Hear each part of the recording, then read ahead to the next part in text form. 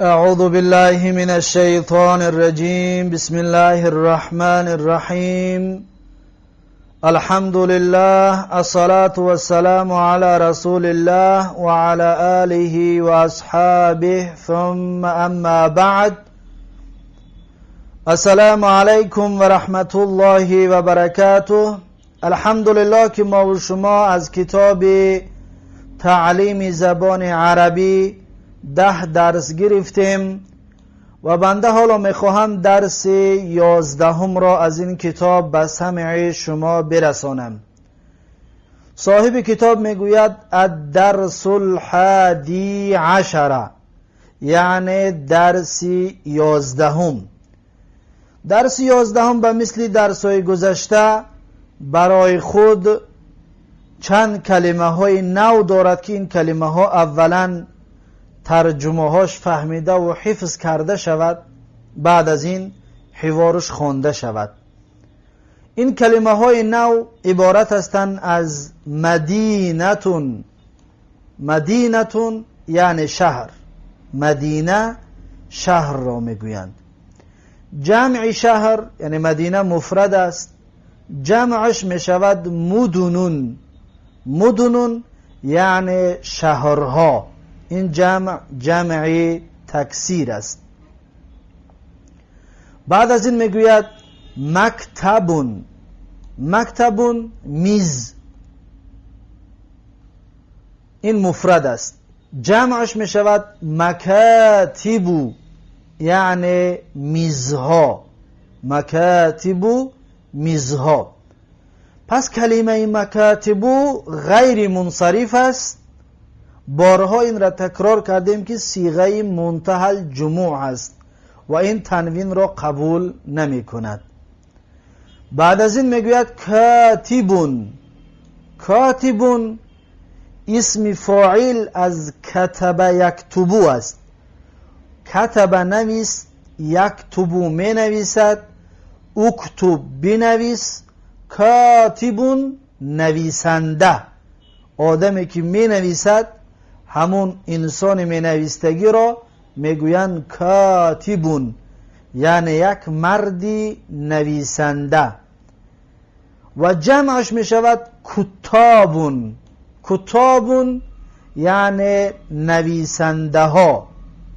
کتابون جمع کاتبون هست، معنایش نویسنده ها و این جمع تکسیر است.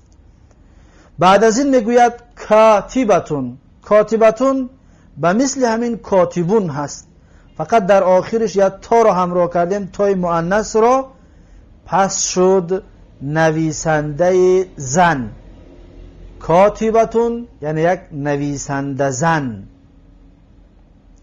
اکنون میخواهی کاتبتون را جمع بکنی، تای آخرش را میگیری، در جای تا این الف را با این تا همراه میکنی، میشود کاتباتون. کاتباتون یعنی نویسنده زنها. نویسنده زنها. پس این میشود جمع مؤنث سالم. بعد از این میگوید مکتب المعلمی، یعنی میز معلم. مکتبو مضاف است و المعلمی مضاف الیه. اینجا را پس میگه مضاف و مضاف الیه. بعد از این میگه علا. علا این حرف جر هست. حرفای جر به تنهایی معناشان واضح و روشن نیست، مگر اینکه در جمله میدراید، پس معناش میفهمی. فقط حالا در اینجا بدونید که علا حرف جر هست. بعد از این اکنون یک مثال میارد که در اون علای حرف جر باشد. میگوید که علا مقعد تلمیذی. اکنون معلوم شد که علا یعنی بر بالای، معنای استعلا را داشته است، یعنی بر بالای. علا مقعد تلمیذی یعنی بر بالای پرته یا بر بالای جای نشست شاگرد. اکنون دقت بتید، علا حرف جر مقعدی مجرور شد. برای چی؟ به خاطر اینکه در اولش علای حرف جر آمد و از این حساب علا مقعدی میگوییم. مقعدی تلمیذی. تلمیذی برای چی مجرور شد؟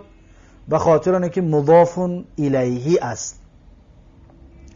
بعد از این میگوید علیه. این علیه وابسته به جمله معناش آشکار می شود. حالا دو معناش میگوییم. یکم معناش علیه یعنی بر بالای وی. علیه یعنی بر بالای وی. علا را علای استعلاییه میگیریم. علیه یعنی بر بالای وی. باز دویم معناش که به کار میبرندش عرب ها علیه یعنی بر ضد وی. علیه ترجمهش میشود بر ضد وی.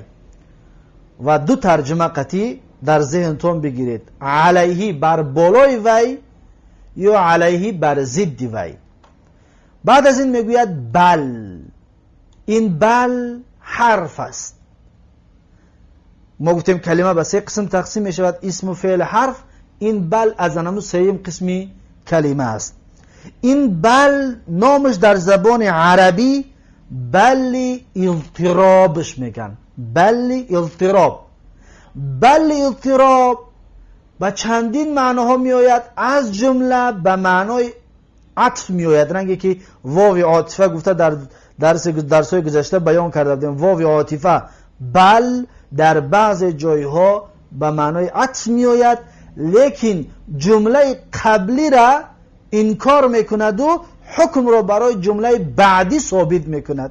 یک مثال میارم تا اینکه معنای بل اضطراب واضح شود.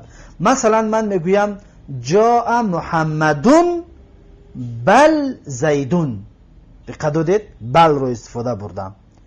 جاء محمدون بل زیدون یعنی آمد محمد بلکه آمد زید. کدامش آمد؟ محمد آمد؟ نه، محمد نیامده است، زید آمده است. این بل اضطراب است، عاطفه است. عطف کرد در اعراب کلمه زید رو بر محمد. برای حساب میگیم که جاء محمدون بل زیدون. برای چی مرفوعش خوندیم؟ به خاطر اینکه عطف در جای فاعل است. محمدون فاعل است، بل حرف عاطفه است و زیدون عطف بر در جای محمدون هست. اما حکم را در ما قبلش ثابت نکرد. جا محمدون، محمد آمد؟ نه، بل زیدون. اکنون کی آمده بوده است؟ حکم در بعدینش ثابت شد، یعنی زید آمده بوده است. دقت دادید؟ از این حساب بل را بل اضطرابش میگن. نامش بل اضطراب.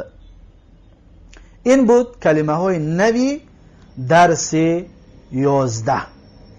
اینها اول حفظ کرده شود و فهمیده شود. بعد از این بخوانید حوار را. میگذاریم به حوار درس 11. صاحب کتاب میگوید ببینید از همین کلمه های نوی که حالا خواندیم و از کلمه هایی که در گذشته خوانده بودیم، از همه اونها جمع کرده یک حوار، یک گفتگوی برای ما و شما تقدیم میکند. میگوید که این الکتابو، یعنی در کجا است کتاب؟ اینه را بارها گفتیم که خبر مقدم، الکتابو مبتدای مؤخر. این الکتابو در کجا است کتاب؟ اینه استفهامیه مکان است، برای مکان، یعنی جای کتاب در کجا است. میگوید که الکتاب علی مکتب المعلمی، یعنی کتاب بر بالای میز معلم هست. الکتاب یعنی کتاب علی مکتب المعلمی بر بالای میز معلم هست. اینجا در جایز بود که صاحب کتاب در نوشتن میگفت این الکتابو، در جوابش میگفت که علی مکتب المعلمی. درست بود. الکتابو مبتدا است، حذفش میکرد، ممکن بود. اما در اینجا صاحب کتاب مبتدا را ذکر کرد. پس میگیم الکتابو مبتدا، علی حرف جر، مکتبی اسم مجرور، باز مکتبی مضاف، المعلمی مضاف الیه.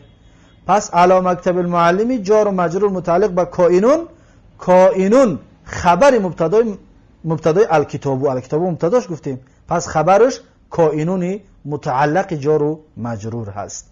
دقت دادید؟ پس این هست تحلیلش. بعد از این میگوید این المحفظه، یعنی در کجا است؟ سنکه. محفظه سنکه. عینه را بارها گفتیم که اسم استفهام برای مکان است و خبر مقدم است، زیرا اینکه ظرف مبتدا شده نمیتواند. عینه ظرف است، ظرف مبتدا شده نمیتواند. المحفظه این مبتدای مؤخر هست. بعد از این میگوید المحفظه علی مقعد تلمیذی، یعنی سنکه بر بالای پرته است، سنکه بر بالای جای نشستی شاگرد است. المحفظه مبتدا، علی مقعد تلمیذی متعلقش، یعنی جار و مجرور متعلق با کائنون، انا همون متعلقش خبری چی شد؟ خبری المحفظه. در اینجا هم جایز است که المحفظه را حذف کند، بگوید که این المحفظه علی مقعد تلمیذی، گفته جواب تیاد جایز و درست است. بعد از این میگوید ما هذه، چیست این؟ ببینید ما استفهامیه برای غیر عاقل است. اکنون معلوم میشه چیزی غیر عاقل رو پرسیده ایستاده است. میگه چیست این؟ هذه این. بعد از این میگوید هذه مدینتون، این شهر است.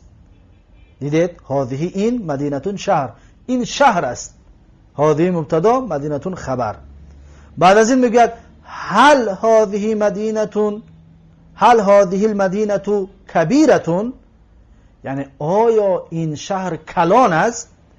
هل، آیا، هل استفهامیه طلب فهمیدن کرده استاده است، یعنی میخواد بفهمد آیا هذه المدینه، این شهر، هذه مبتدا، المدینه بدل از هذه، کبیرتون خبر. هل هذه المدینه کبیرتون، آیا این شهر کلان است؟ در جواب میتید میگوید نعم، این حرف جواب است. میگوید بله، یعنی شهر کلان است. در جواب باز میگوید هذه المدینه کبیرتون و جمیلتون، این شهر کلان است و زیبا است. دقت دادید؟ این شهر کلان است و زیبا است. هذه مبتدا، المدینه بدل از هذه، کبیرتون خبر و جمیلتون عطف در جای کبیرتون می شود. این عطف در جای کبیرتون است، یعنی که این شهر کلان است و زیبا است، یعنی و این شهر زیبا است. دقت دادید؟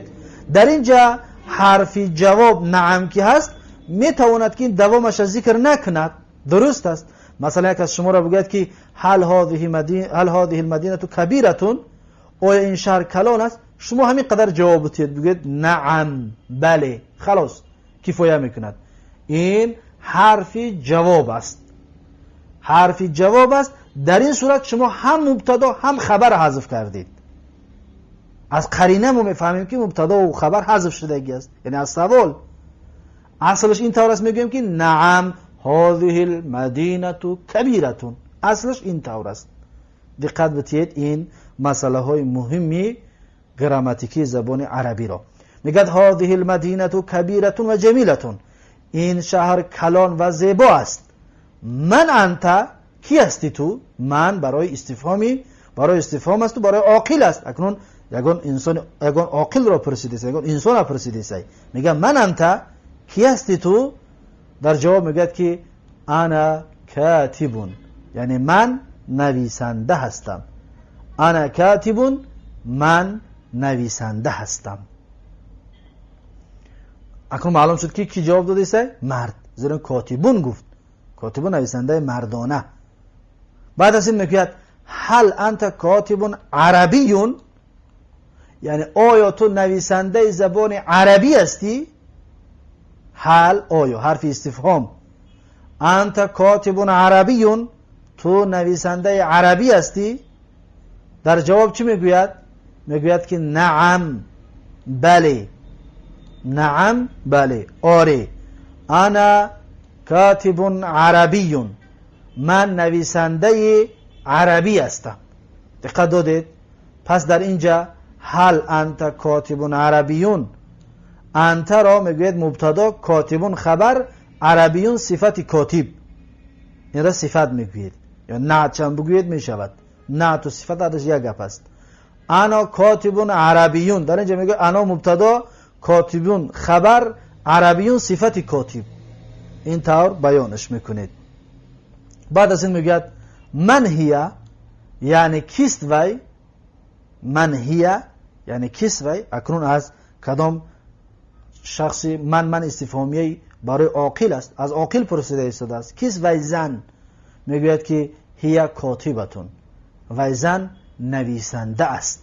معلوم شد که کاتبتون هی اولا ضمیر مؤنث غایب است، کاتبتون همچنین اسم فاعل مؤنث است. پس میگوید هی کاتبتون یعنی وی زن نویسنده است. در جواب باز میگوید که هل هی کاتبتون عربیتون، یعنی آیا وی نویسنده زبان عربی است؟ آیا وی نویسنده زبان عربی است؟ اینجا را دقت بتید. حال استفهامیه حرف است لا محل. هی چی است؟ مبتدا است. هی در محل رفع مبتدا. کاتبتون چی است؟ خبر است. عربیتون چی است؟ صفت است. صفت برای کاتبتون است. دقت دادید؟ اکنون یک سوال دیگر از پیشتر. ما پیشتر گفتیم که انا کاتبون عربیون، اینجا دا گفتیم کاتبون عربیون، در اینجا میگیم کاتبتون عربیتون. برای چی؟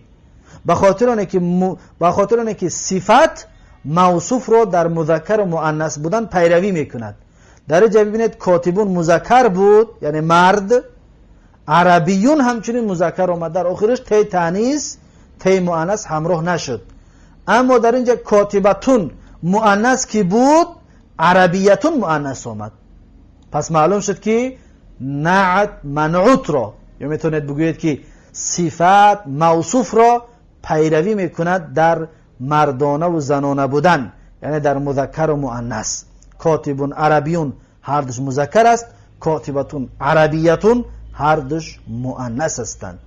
بعد از این میگه لا، پس معلوم شد که اون نویسنده زبان عربی نبوده است. میگه لا، حرف نفی. جواب داد که نه، بل، حرف اضراب آورد.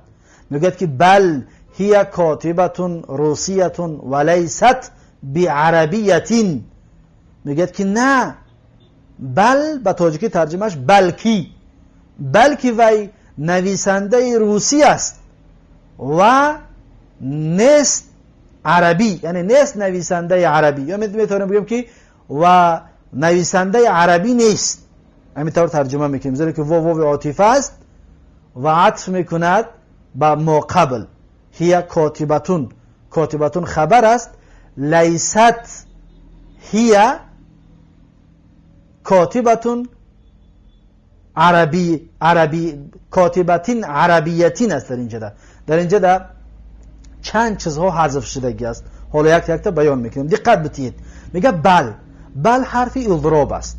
ما قبل رد کرد، گفت نویسنده عربی است، گفت که نه، عربی نیست. بلکه چی است؟ بلکه هی کاتبتون و نویسنده روسی است، یعنی نویسنده زبانی روسی است.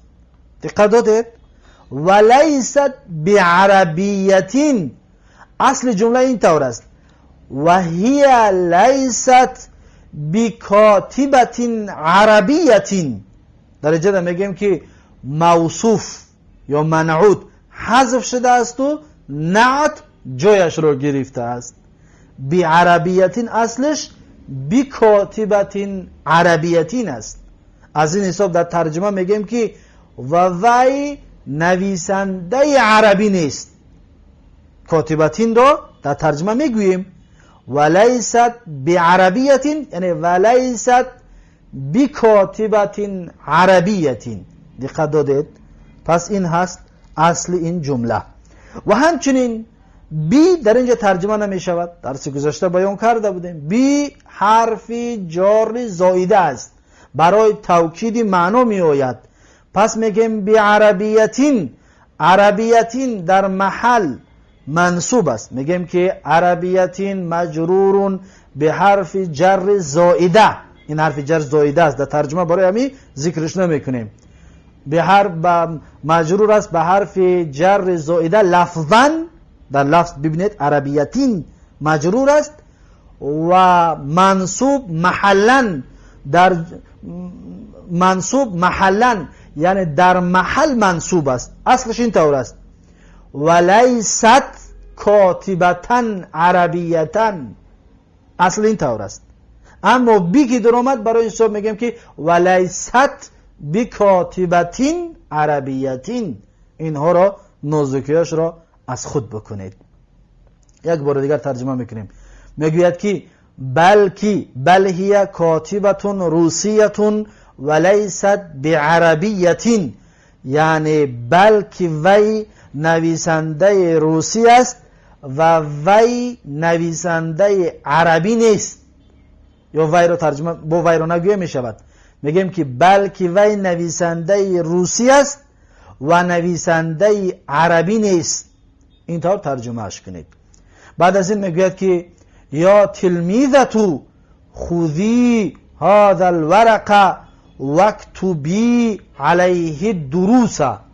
یعنی چی؟ یعنی میگوید یا تلمیذتو، ای شاگرد دختر، خذی، بگیر تو زن، بگیر تو شاگرد دختر، هذا الورق، این ورق را، واکتبی، و بنویس تو شاگرد دختر، تو زن، علیه الدرس، بر بالای وی، یعنی بر بالای ورق، دروس، درس ها را. اینجا در علیه را فقط بر بالای وی ترجمه میکنیم، بس بر ضد وی ترجمه نمیشود در اینجا، زیرا اینکه معنا ترجمه غلط میشود، بگیم بر ضد وی. یک بار دیگر میخونم. یا تلمیذتو، یا حرف ندا، تلمیذتو منادا، اسم مفرد که بود مبنی علی الضم شد. خذی، بگیر تو، مؤنث را، این یا دلالت به مؤنث میکند. هذا الورقه، هذا مفعول به در محل نصب، الورقه بدل از هذا. واکتبی، الف را نمیخونیم برای در درج کلام است، یعنی در بین کلام است. واکتبی، این یا دلالت به زن میکند. واکتبی، و بنویس تو زن، علیه، بر بالای وی، علیه یعنی بر بالای وی. الدروس، درس ها را. دروس مفعول به اکتبی است. اکتب فعل متعدی است که مفعول به میگیرد، پس مفعول بهش دروس است. علیه جار و مجرور، این را میگید متعلق به اکتب، متعلق به اکتب هست، یعنی بنویس، بر بالای وی بنویس درس ها را. پس این طور گفته می شود. یک بار دیگر، یا تلمیذتو خذی هذا الورق واکتبی علیه الدروس، ای شاگرد دختر، بگیر این ورق را و بنویس بر وی، بر بالای وی درس ها را. پس این بود درس 11 ما و شما از کتاب تعلیم زبان عربی، و این بود حوار درس 11. و درس 11 را در اینجا به پایان میرسانم و یک شما را به الله تبارک و تعالی میسپارم تا درس آینده. هر کجایی که باشید سلامت و موفق و مؤید باشید. السلام علیکم و رحمت الله و برکاته.